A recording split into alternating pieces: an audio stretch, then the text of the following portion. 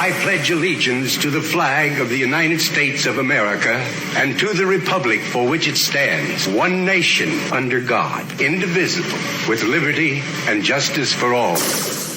Welcome to the Vietnam Veterans News Podcast. News of interest about Vietnam veterans from a Vietnam veteran. Now, here's your host, Mac Payne.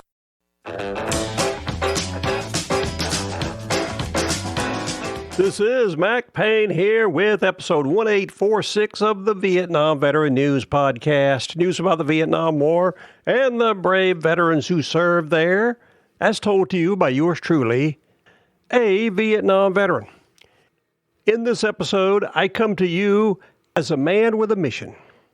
That mission is to help in the effort to recognize Air Americans. That refers to all the people who worked for Air America back in the Vietnam War days, and help them get the civil service retirement credit they earned and deserve. I became aware of this sorry situation back in episode 1821 of this podcast. That's where I learned about the situation involving Bob Karen. Lives out in Fort Walton Beach. He is a former pilot for the Air America, and he's doing his best to receive his rightfully earned civil service retirement credit. It seems there is a problem with the bureaucrats. Whenever these Air Americans applied for their civil service pension money, the bureaucrats said, "You don't deserve it. You were a contractor to the CIA, not a government employee." That's totally incorrect. Air America was owned by the U.S. government. The State Department purchased it back in the 1950s. Unfortunately for the Air Americans, there has been so much hype tossed on Air America that they were only a bunch of bloodthirsty CIA contractors. They had no official connection with the government, which was a totally false assumption. Not only were they employees of the government, when Air America closed its doors and sold its assets back in the late 1970s, funds were deposited into the Federal Employees Retirement Fund to cover their pensions. The money's there. Yet the bureaucrats are so afraid of a CIA connection, they don't want to give these Air Americans what they deserve. In this episode, I'm going to share a story with you that appeared in the New York Times about a book written about the CIA. The title of the book is The SPYMASTERS: How the CIA Directors Shape History and the Future. The book was written by Chris Whipple. The article about the book in the New York Times, which I'm going to share with you, is titled, "One of the Most Perilous Jobs in Government." The story was provided by Mr. Daniel Kurtz-Phelan. I'm sharing this story with you so you have a better idea about what was going on in the CIA and why many bureaucrats would be afraid of it. I have another interest in this story because it reminds me of none other of one of the most interesting personalities to come out of the last century. That is none other than Edward Lansdale. He was one of the original members of the CIA when it was formed up after World War II. If you are not familiar with Ed Lansdale and the things that he did for his country, you are highly recommended to read a book about him called The Road Not Taken, written by Max Boot. In the process of describing Ed Lansdale's exploits, it also talks about the formation of the CIA, how it got started, and what it was doing. Unfortunately, all this cloak and dagger stuff about the CIA has tangled up the former employees of Air America in a bureaucratic mess. Being one who likes to see wrongs righted when it comes to people who participated in the Vietnam War, I am currently involved with a group headquartered out in San Francisco, California. They are doing their best to try and get a law passed that will get these Air Americans what they deserve in pension rights. I am encouraging everyone to call your senator and ask them to support the proposed Senate legislation S4380. It's very important that we do that. Our Americans risk their lives for this country, and the least we can do is give them the pension benefits that the government already has. Many people have the wrong impression about the CIA, especially after watching such movies as Air America, starring none other than Mel Gibson. All that was fairyland talk. Air America did a very good job in the Southeast Asian War. Most of their work was done over in Laos, where supposedly we weren't there, along with the North Vietnamese who supposedly weren't there. The U.S. Air Force did a lot of work over Laos during that war. Oftentimes, the aircraft would be shot down or disabled, and the pilots would have to bail out. Many of those pilots that went down in Laos were rescued by Air America aircraft. I think for that reason alone, they should receive federal pension benefits. The story I'm going to share with you talks about the problems encountered by the leaders of the CIA. Because of these problems, I believe these brave Air Americans are having difficulties receiving their due from the government in pension benefits because the bureaucrats are afraid of the CIA. Now you're going to find out some of the reasons why. Let's take a look at Daniel Kurtz-Phelan's story about the SPYMASTERS book and all the things the poor CIA directors have to put up with. It'll just break your heart, so make sure you have plenty of Kleenexes nearby because you may start crying. Before I begin, I encourage you to sit back, get comfortable, get rid of all your distractions, including TVs, cell phones, and loud people. It's very important you hear about the CIA so you know more about what's going on in the deep state of this country, because that's where the CIA exists. Right in the middle of it. And without any further ado, let's take a look at this story. Dateline, New York City.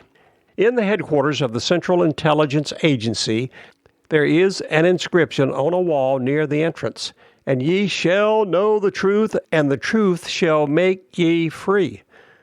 The line, borrowed from the New Testament, serves as a sort of CIA motto, an instruction at least according to the interpretation of one longtime agency official to speak truth to power. It is fair to wonder how a veteran of the mightiest intelligence outfit in the history of the world, one that has helped topple governments and bring down empires, that surveils both heads of state and ordinary citizens, that operates a fleet of drones to track and kill targets hiding out thousands of miles away, can think of itself as contending with power rather than embodying it. But it reflects a sensibility that runs through the SPYMASTERS, Chris Whipple's genial, engaging portrait of the men and one woman who have run the CIA over the past 6 decades. Whipple's SPYMASTERS come across as more beleaguered than omnipotent, stumbling more than swaggering, to use a word favored by the former director Mike Pompeo. Their job, Whipple asserts, is one of the hardest and most perilous in government. More than one director has been sent to run the agency on the malicious assumption that the experience would doom any future political prospects. And that was true all before the Trump revelations about the CIA and the deep state emerged. CIA directors have played a major role in the decisive struggles of American foreign policy, from the Cold War days to the war on terrorism to today's competition with China. But Whipple's animating interest lies in struggles closer to home, especially the report or lack thereof between the CIA chief and the commander-in-chief. The CIA has one protector and one customer, and if you can't get that relationship right, then the agency is screwed. The former director Bob Gates tells Whipple, the author of a book about White House chiefs of staff, the relationship has gone wrong as often as not. We can overthrow foreign governments, a senior agency official observes, but we have a more difficult time dealing with our own. Over and over, we see Whipple SPYMASTERS left hapless and humiliated by beltway politics and bureaucratic maneuvering. They may be able to listen in on the private deliberations of world leaders, But that doesn't mean they know when there's a meeting at the White House to which they're not invited. Jimmy Carter's CIA director, Stansfield Turner, was an admiral, a Rhodes Scholar, and even a college buddy of the president. Yet when Turner complained after discovering that there was a regular 6:30 a.m. White House intelligence briefing that did not include him, West Wing staffers simply changed the name to National Security Briefing and continued excluding him. Mr. Turner, if you're still living, I have some advice for you. If I was the CIA director and the West Wing staffers excluded me from those daily 6:30 a.m. intelligence briefings, that's the day I would have handed them a piece of paper saying, I'm out of here, get screwed. I don't think he did that. Continuing here with the story. The anxiety of exclusion. How can they speak truth to power if they're not invited to the meeting? Can push directors toward a related risk. Isn't it worth massaging the truth just a bit to make it more palatable to power, if that means staying relevant? So goes the slippery slope to politicization that most have found themselves on at one point or another. One of Whipple's more damning depictions of George Tenet, the director during the running of the Iraq War, and his notorious slam dunk line regarding the intelligence on Saddam Hussein's supposedly weapons of mass destruction. It remains a matter of debate whether the error was the result of politicization or of sincere, if equally damning, misjudgment. At any rate, Tenet did not always challenge the administration's lies, Whipple writes mildly. Yet Tenet was hardly the first CIA director to grapple with such tensions and slink into such compromises. During the Vietnam War, Richard Helms grew more and more skeptical about the prospects of American success, even as President Lyndon Johnson grew more and more desperate for good news. Caught between his own pessimism and his boss's hectoring, Helms just slacked off on providing information on Vietnam. One of his staffers tells Whipple, covert action has offered another means of ensuring relevance. The CIA has always had a dual mission, using secret tools both to understand the world, recruiting spies, assessing intelligence, and to change it. Directors have balanced these sometimes opposing endeavors in different ways. But for policymakers outside of the intelligence community, covert action holds a unique and often irresistible allure. As Gates explains it, the State Department would recommend the use of military force. The Defense Department would recommend diplomacy. And when they could not agree, everyone would decide, let the CIA do a covert action. For ambitious directors, the myth of covert action as a panacea presents an opportunity. By taking up Ronald Reagan's charge to fight communism around the world, for example, William Casey became, by Whipple's estimation, one of the most powerful leaders in the history of the agency, spearheading operations everywhere from Poland and Lebanon to Angola and Chad. Casey got regular one-on-one meetings in the Oval Office. The aftermath of 9/11 saw another surge in covert operations. The CIA took a leading role in toppling the Taliban and hunting, interrogating, and killing terrorists, especially as the use of drones expanded. The CIA was no longer just a gatherer of intelligence, Whipple writes, neglecting plenty of other such departures. It was becoming a killing machine. One notable exception to Whipple's Washington focus is a richly textured account of the operation targeting the Hezbollah leader Imad Mughniyeh.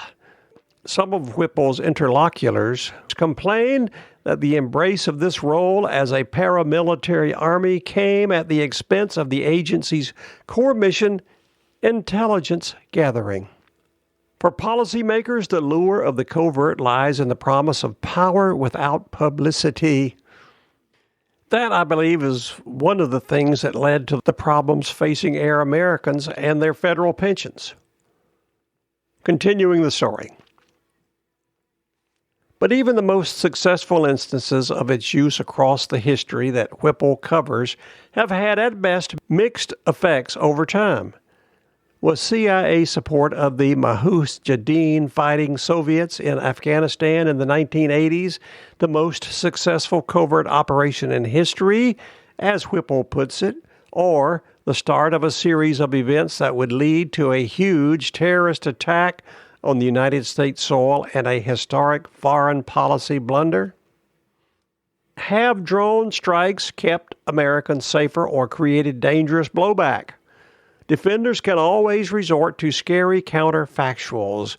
Without this program, Heathrow Airport would have been bombed, Tenet says in defense of the post-9/11 enhanced interrogation program, taking issue with other assessments that have concluded otherwise. Whipple throws up his hands. It's impossible to know. In weighing success and failure, Whipple offers measured, sympathetic, on the other hand, tallies of the merits and demerits for each of his spymasters. Framing these, however, is a quotation from one intelligence official that Whipple occasionally returns to. There are only policy successes and intelligence failures. The point is both insightful and ripe for self-justifying exploitation.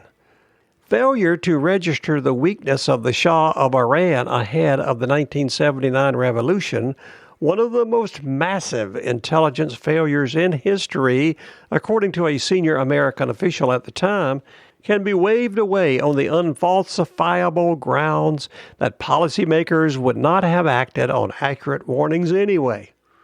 And agency officials can, of course, point to plenty of instances in which their warnings went unheeded.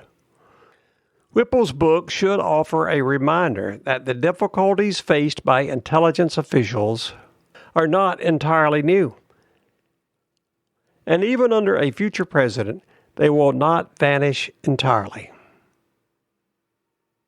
That was Daniel Kurtz-Phelan story about Chris Whipple's book, The SPYMASTERS. The primary reason for sharing it with you is to let you know about the upheavals and tempest that goes on in the back office of the CIA. Unfortunately for all these Air America personnel, their company was associated with the CIA. That has caused them tremendous problems in getting what is due them from the government for their service to the government. That's why I'm encouraging you to get in touch with your senator and ask them to support Senate Bill 4380, which is the Air America Act. The silly thing about this is that these people are only asking for the money that's sitting there in the government accounts. The bureaucrats seem to be afraid that if they admit that Air Americans were government employees, it will reflect badly on them, that maybe they were involved with the CIA. That's a ridiculous thing to hang your hat on 50 years later when these surviving Air Americans are only trying to get a little pension money.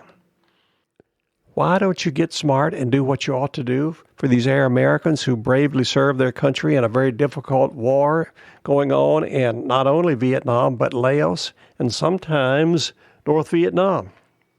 You are highly encouraged to go over to the podcast website, VietnamVeteranNews.com.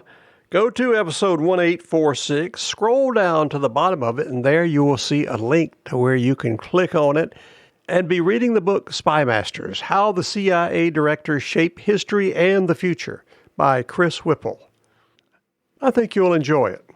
That's my opinion about the book and the CIA and the situation with the Air Americans trying to get what's due them in pension benefits. This is Mike Payne closing out episode 1846 of the Vietnam Veteran News Podcast. Thank you so much for coming to listen to these programs.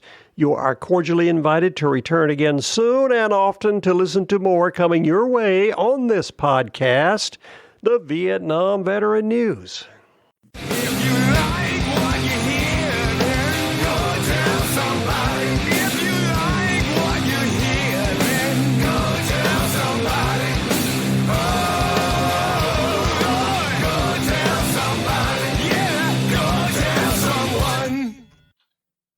about that? Ain't that a mess?